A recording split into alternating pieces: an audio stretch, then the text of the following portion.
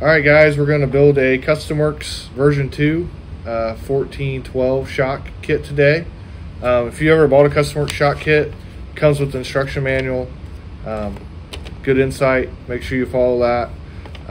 Today I'll give you guys some tips and tricks, show you how I build it, and we'll go over a GFRP shock at the end as well, and some springs and big bore shock stuff.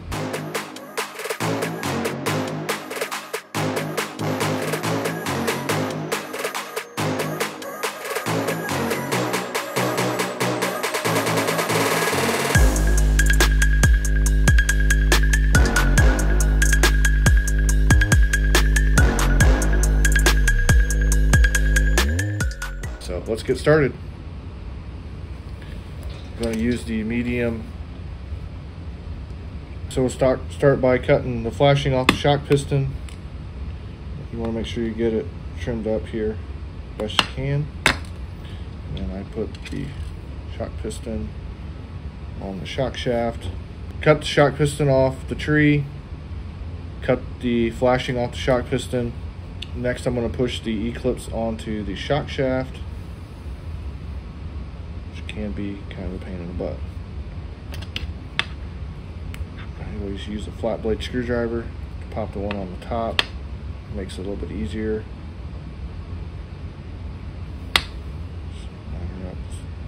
Push her on just like that. Next up, grab the shock body. Use associated green slime to lubricate the O-rings and the guides. Put the guide down here, and I use the cap from it, push that in there, get it to the seat, and then I put some slime in there, a little bit of lubrication, push the O-ring in, put a little bit more, push the next O-ring in, grab the next guide, put the next guide on. Grab the bottom cap, thread the bottom cap on. The bottom of the shock is built. Next up, take some shock oil, lubricate the shock shaft. Now if you use the green slime, you don't have to do this. I still prefer doing it, getting it on the shock piston so everything's lubricated so it's not dry when you slide it in there. Push it down in there. Thing moves nice and free. Wipe the green slime off, the excess. So next up, fill the shock up full of oil.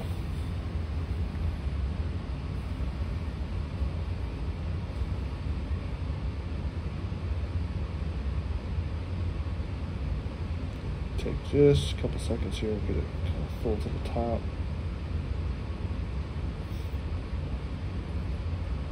Alright, so then I'll bleed out the air that's in the bottom, trap on the bottom of the piston. You see a lot of the air bubbles will come up. And then I will place the bladder top, and I'll screw the shock cap to it. Be careful to not get it cross-threaded, as it will push the air out. Now these are pressurized shocks. They have rebound. GFRP shock is built to be dead. On GFRP shock, what you would do is you would twist this off and push all the air out the bottom of the shock if you're using a bladder cap with the GFRP shock. So this can be applied to many different shocks, even like the Traxxas shocks. Use it on a lot of different shocks. So next up, grab the O-ring, put it in the adjuster color. I always put oil on the O-ring to make sure it's lubricated. And pop it in the seat.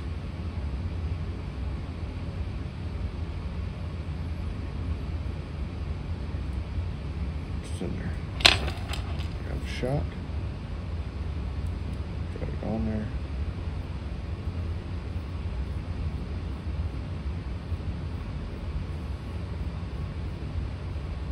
thread it up pretty close to the top.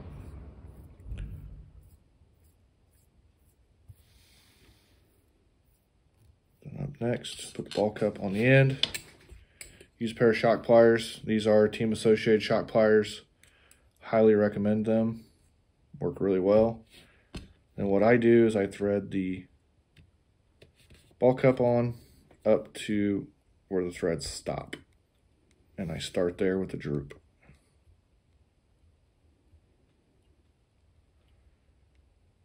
All right, so now we got the shock built.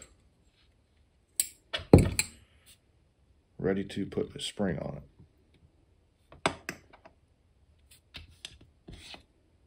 All this stuff out of the way. Now I pre-built the other shock. It has your standard spring on it that we use for like rubber tire racing. That would come with the kit. Oh, the ball. So I've pre-built the other shock, and it has the standard spring on it. This one I'm going to show you how to put a big bore spring on it using Traxxas shock retainer, spring retainer. So I'll cut this open here, pull this out, and this slips up over here, goes just like that. Then you can use the Custom Works big bore spring buckets, or you can use the Traxxas one too. It will work as well. Slap this on there, put this on there, grab the spring on there.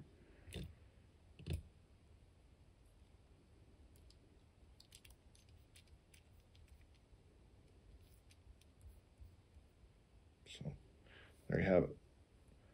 So kind of a cheap way if you want to experiment. I know running big bore springs on small bore shocks right now in rubber tire racing is really big.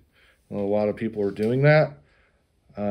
It's just a cheap way to do that with the Custom Works shock if you're looking to try something different. All right, so we're going to take a look at the Team GFRP shock now. He makes a really nice adjuster nut for it. You can use the his standard one, and you can put the Traxxas adjuster nut on there too if you're looking for a cheaper option, if you want to try that as well. And then his is really nice because you can put a standard spring on it and a bucket. All right, hopefully that helps you guys, gives you guys some ideas on how to build the shocks. Once again, you can kind of apply a lot of that to a lot of other manufacturers as well. And then the big bore shock kits that come with the cars, you can use it with these as well. Thanks for watching me build a shock. Hopefully it helped you guys out, give you guys some ideas to use on your own cars. Make sure you like and subscribe. Check out our YouTube channel so you don't miss nothing. And reminder, all the parts are available at gofasthobbies.com. Thanks, guys. See you next Tuesday.